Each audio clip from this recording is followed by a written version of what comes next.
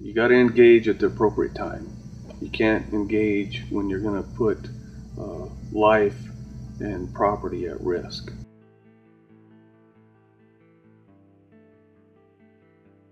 We knew we were not going to be able to staff a fire of this magnitude with all divisions staffed, and the fact that we took the bigger box road systems, the management of resources, especially in the crews, as the crews came through and used their technical expertise to burn all that stuff, we were able to put the engines in right behind them.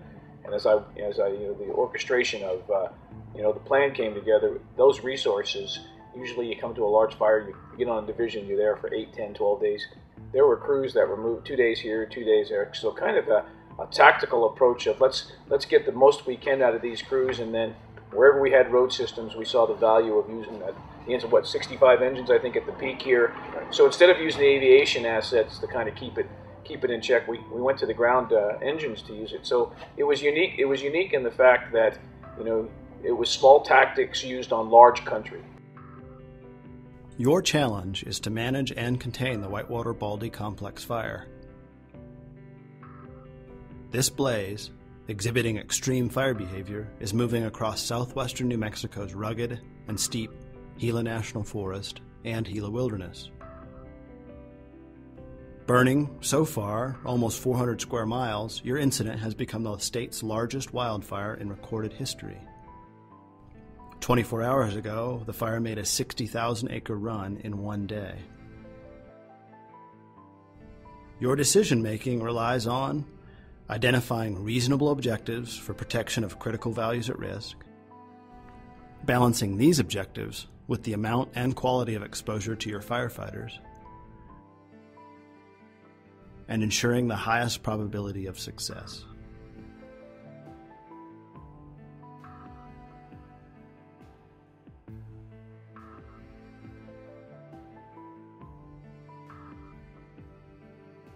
The effective communication and interaction between agency administrator and incident commander has always been essential to all incident management. Today, we have a 5 rights formula to help you promote the safe, efficient, and effective management of your incidents. Understanding and using these 5 rights will also limit unnecessary exposure and expenditure.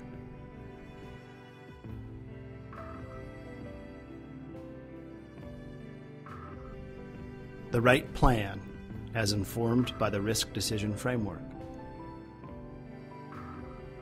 The right place, where we have a reasonable probability of success. The right time, when we have favorable conditions for efficient and effective suppression.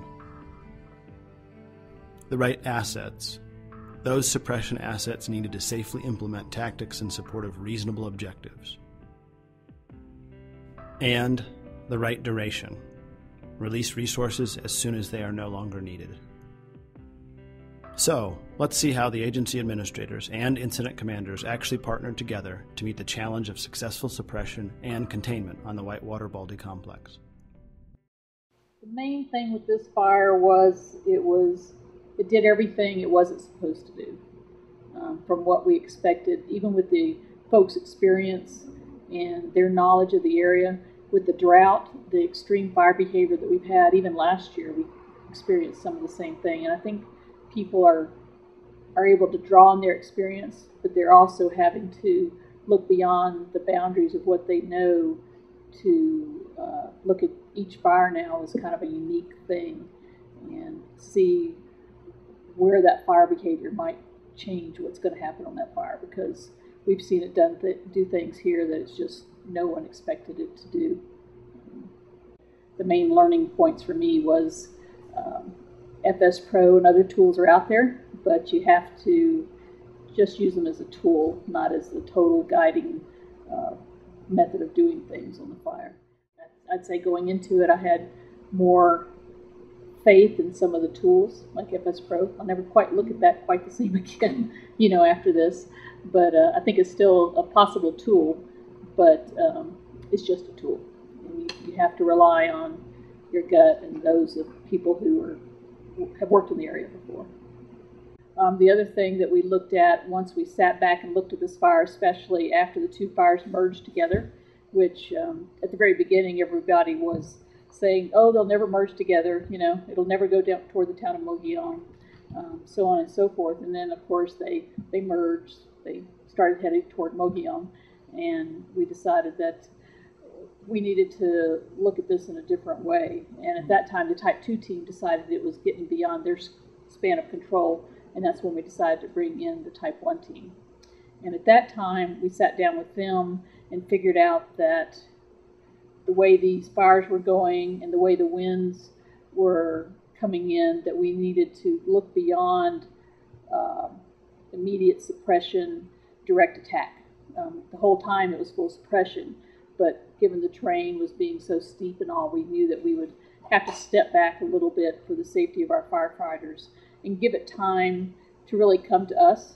And that was very hard, especially for my folks here on the forest, because they were used to working in this terrain and they knew they could do certain tactics. But we experienced last year on the Millard fire some excessive fire behavior. I mean, even cottonwoods, you know, were going up in flames and being reduced to ash, which is not exactly normal. And we're seeing some of that on this fire as well. So we worked with this team and developed what they call the big box. And it was a fairly large box at first. I forget what it was, close to 400,000 acres, I think, you know, which, as they said, made me gasp a little bit. You know, it was a little bit larger than I wanted it to be. But we were able to work with them within that box to also identify smaller areas, a small box within the big box, I guess you could say, places where we could catch the fire without it getting beyond that. But we had the big box as a fallback zone. And so that was, I think, one of the things that led to the success of us being able to get on top of this fire. We had to realize that we had to sit back and perhaps utilize the boundaries of that big box. And we, you know, some places where we fought fire in the past here, and we knew we could go in and just take care of it ourselves. Assuming fire behavior was the same as it had been in the past, but we had to, I think, restrain ourselves a little bit and work with the team and realize that, you know, they had a plan and they were willing to listen to our input. In one case, I think I mentioned before with that one trail, we were pretty sure it would work, but I, you know, came to understand that the team hadn't been able to get in there to look at it because of smoke, and we weren't sure of the fire's eastern progress. So once the smoke lifted and then the fire kind of slowed down that eastern progress, they were able to get in there and look at it as a viable option on this edge here, that they were able to utilize it instead of taking all this in and burning that up, which we didn't really want to do.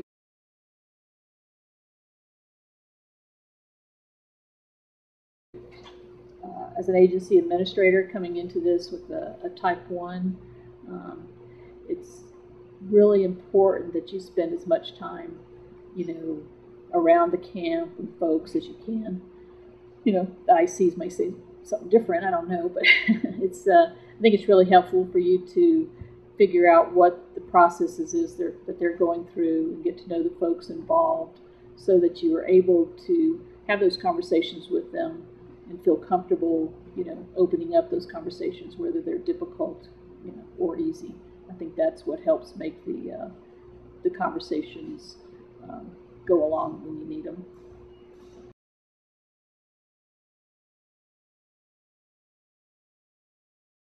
We also had a discussion with the regional office folks, the fire director and the regional forester, and basically the approach was that we needed to develop a strategy that was going to have a high probability of success. And we all agreed on that because based on, you know, some of my strategy and tactics implied, you know, those were too close to the fire based on fire behavior.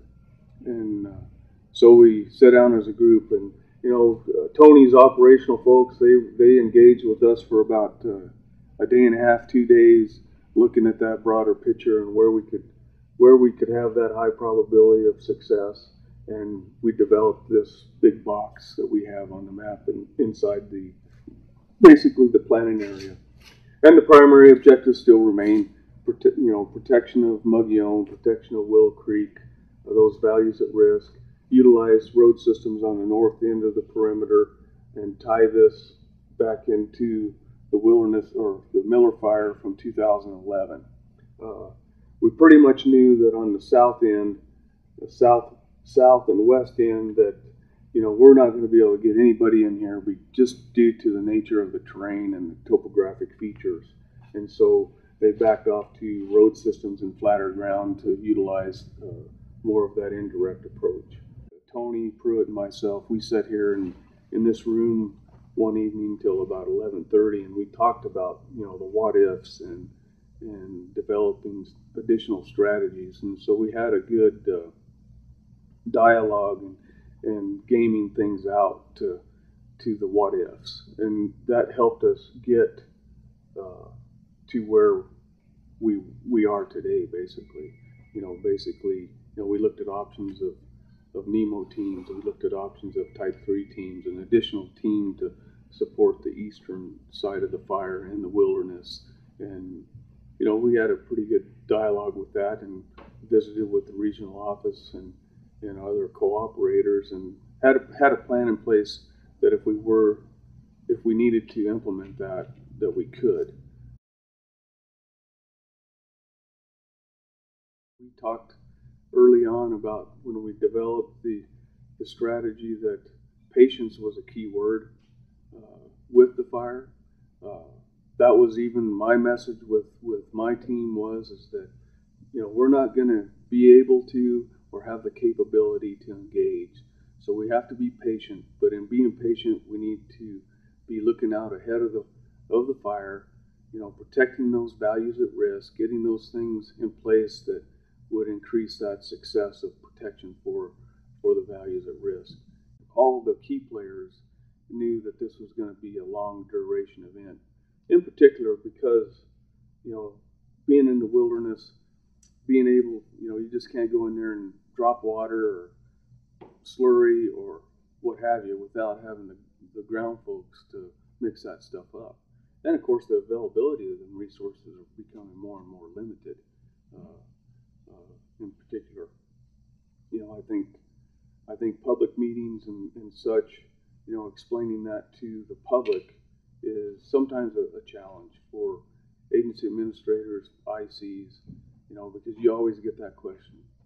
Well, why aren't you using helicopters? Or why aren't you using air tankers? Or why aren't you dropping water on the fire?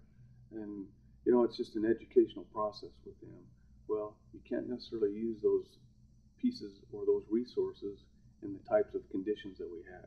Helicopters don't fly in 50-mile-an-hour winds, neither do air tankers. Basically, you can't necessarily even fly in a recon ship. So that helps paint the picture of being patient also, is you got to engage at the appropriate time. You can't engage when you're going to put life and property at risk.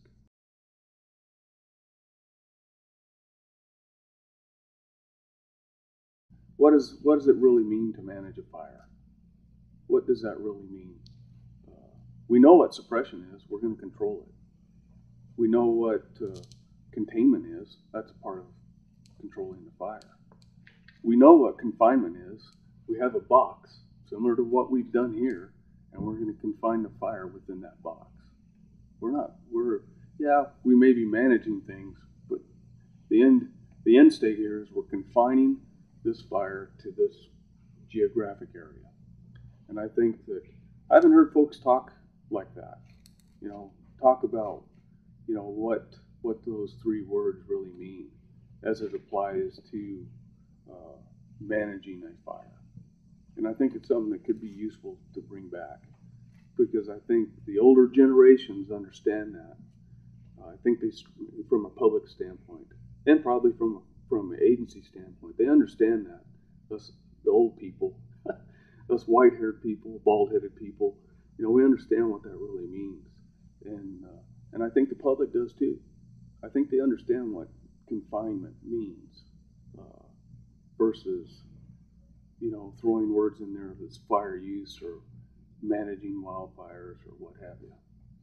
I think that would be a good way to explain to people, well, we're going to confine this to this based on we can't put people in this area, we can't use aircraft, we can't use these resources, but we know when and if the fire gets to a certain geographic location, that's where we're going to confine it. That's our line of defense.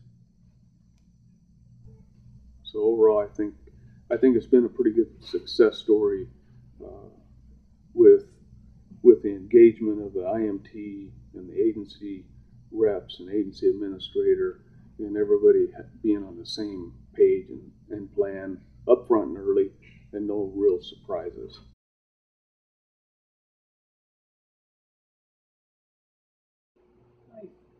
I think that this fire is special because as we pulled it up on scene and we're getting situational awareness and in-briefing from the agency administrator, the fire had made a couple of large runs, 30, 60,000 acre runs back to back.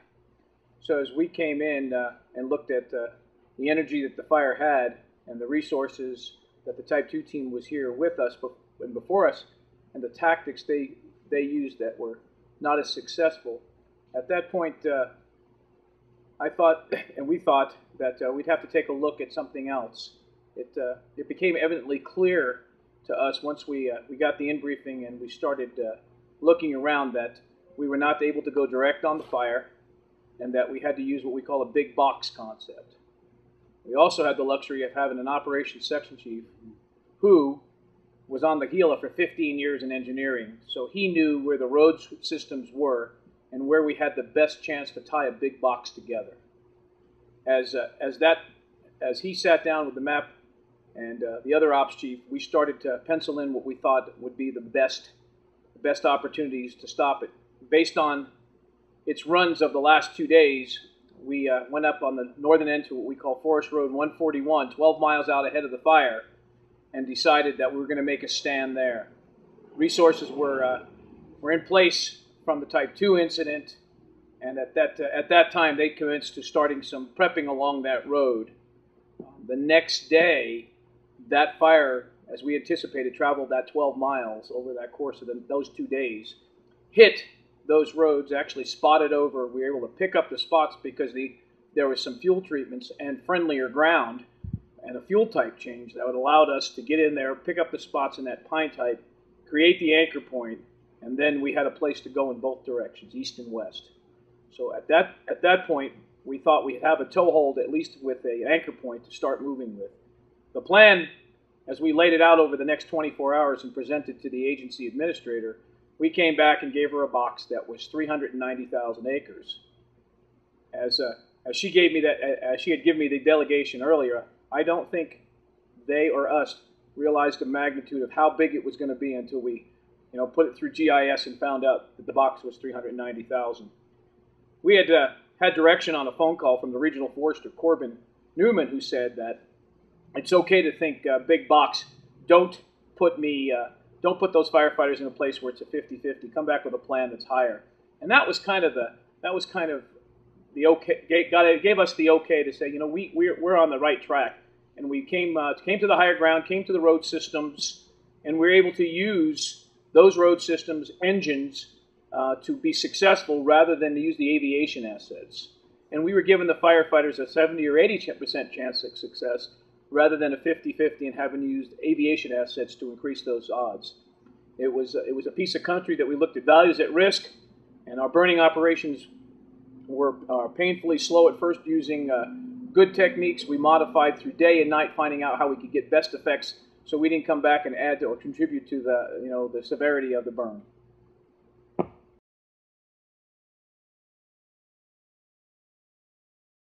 As we got in and got the delegation and had a conference call with the regional forester, his advice, as I said earlier as well, his advice was he knew the magnitude of where we were in the wilderness, and he was okay. He gave us the okay to think, think big, and I think by saying that, he also said that he was willing to share that risk if we thought big, where we made a stand where those firefighters were the most successful. And that was, like I said, we had already kind of gamed out how big it was, where we were going for fuel types, and I guess that was the confirmation that, you know, he was willing to share the risk, and at that point the forest supervisor was willing to share the risk. And where our risk sharing came to them a little easier, it came really easy to the guys on the ground. We knew what the right thing to do was based on the fire behavior we were seeing. So I think every day, as we were reminded by our safety officer and by the fire behavior, that the risk process of up and down the line was good. And as the firefighters on the ground that fed us information back, you know, we knew that we were hitting the mark there for that risk. They were willing to share the risk on the assignment we gave them. We were willing to share the risk with the agency administrator. And it was pretty clear that the regional office and the regional forester was willing to share that risk too.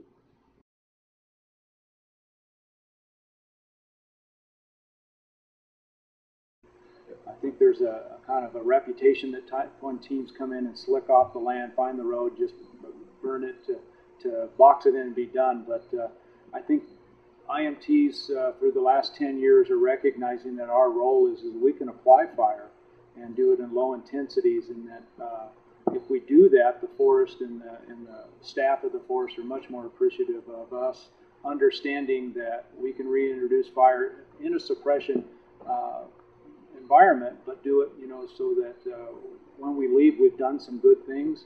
And I would say that probably most teams now are looking for every opportunity to do that. What we did on this incident from the very beginning was that we used an aerial ignition group from day one.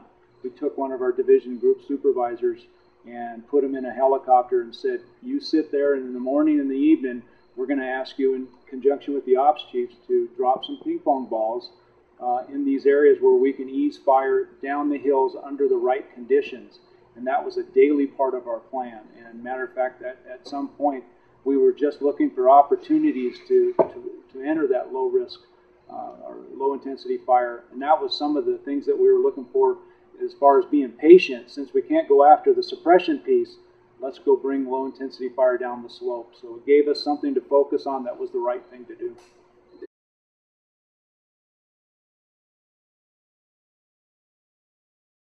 I think there's a political risk. Yeah. And even though this isn't the Southern California within that 400,000 acre box that we built, you know, there might be 10,000 homes. We didn't have that. But what we did have is a very rural community that basically its livelihood and economic engine is built off of the forest and related, you know, ranching and guiding and fishing and watersheds. So the risk to the forest staff, they have to live here when we leave, and that was pretty much also transmitted to us and the forest staff from the region. We got your back. Mm-hmm. We know that the decisions you're making are going to affect a lot of, you know, permittees and timber and all those things, and we know that's the economic engine of your general area. Do what's right, and we'll have your back on it. And I think if you couple that risk with the firefighters' risk, that also created some ease in that we're doing the right thing. We've got the backing. It's not going to be fun to go meet all your community people that you live with in these rural areas, but that they're backed up from the decision makers at the top, and then we can now move that message all the way from the firefighter on the line down to the community meeting. That the reason we're not going in high and tight on this is firefighter safety, and that forest supervisor and her staff know that decision is backed all the way from the very beginning. And I think that's a key to making this work.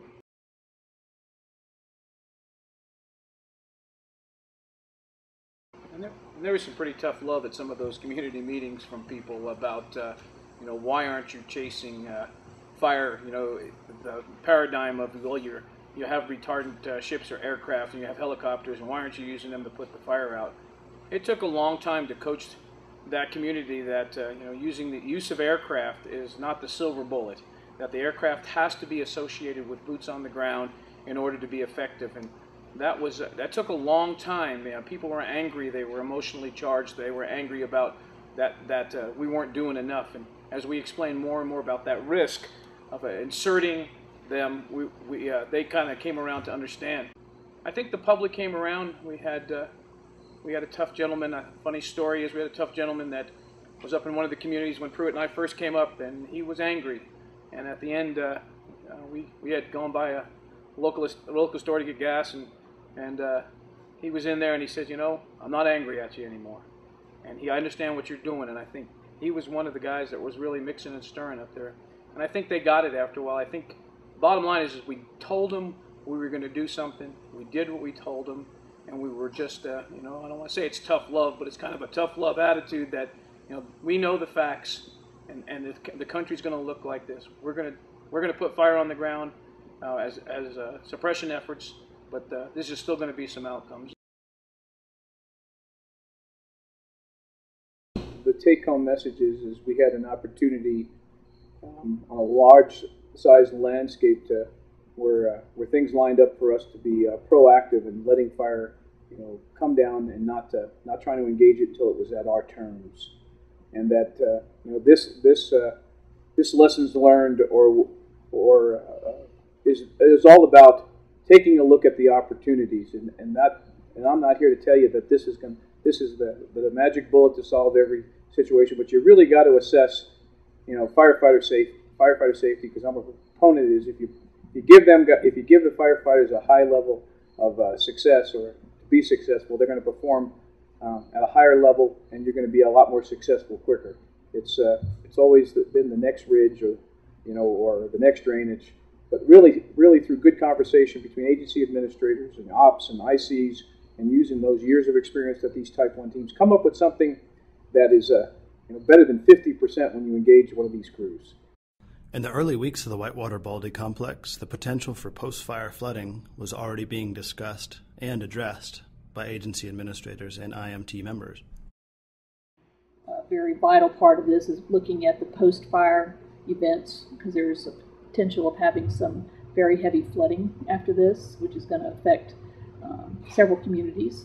And so we've been working with the county and the state to see where we could assist with that without us taking the lead, because it's being on private land. It's really not for us to take the lead on those events, but to give input and information where we can. We started early too in that risk assessment, telling them that we had been on other fires where burn severity would probably reflect some water moving down the hill, and we coached those communities and the agency to start thinking about long-term with their partners in the county about flood control, and it's ongoing as we speak right now. All that associated risk or peripheral risk, as you want to call it, is, I think we redeem the responsibility to let people know about that, but yet help organize the agencies so they can help themselves. I think this team has, again, been around Los Conchos, Schultz, and others where we saw the watersheds burn with high intensity, and saw the results in our own state's backyard of results. I think we've kind of come up that we have a certain amount of responsibility to share that experience as early as we can.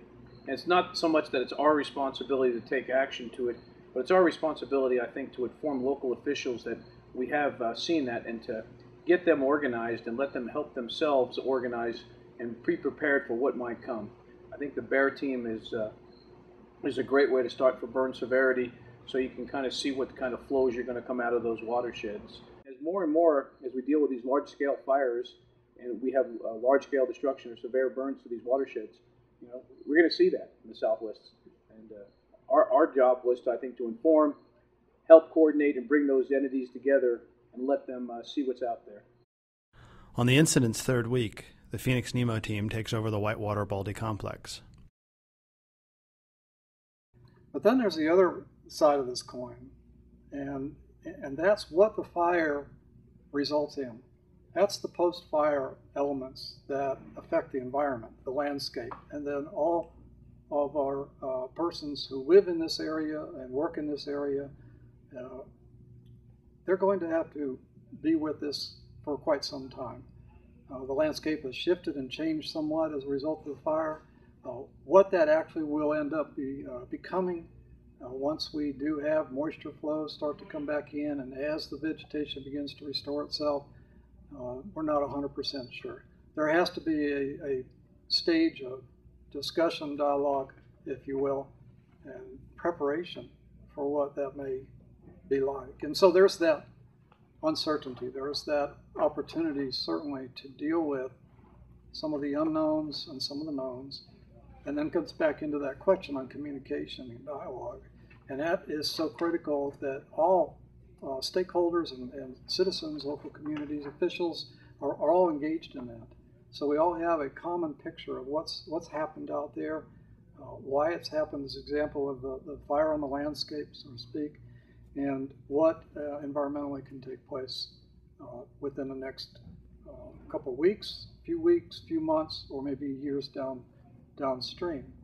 And so, so I think that element of the delegation to provide assistance, to provide coordination, communication, and facilitation, to work with those entities and to provide the best possible information that we can within our jurisdiction to do so. There's the working with the BEAR team.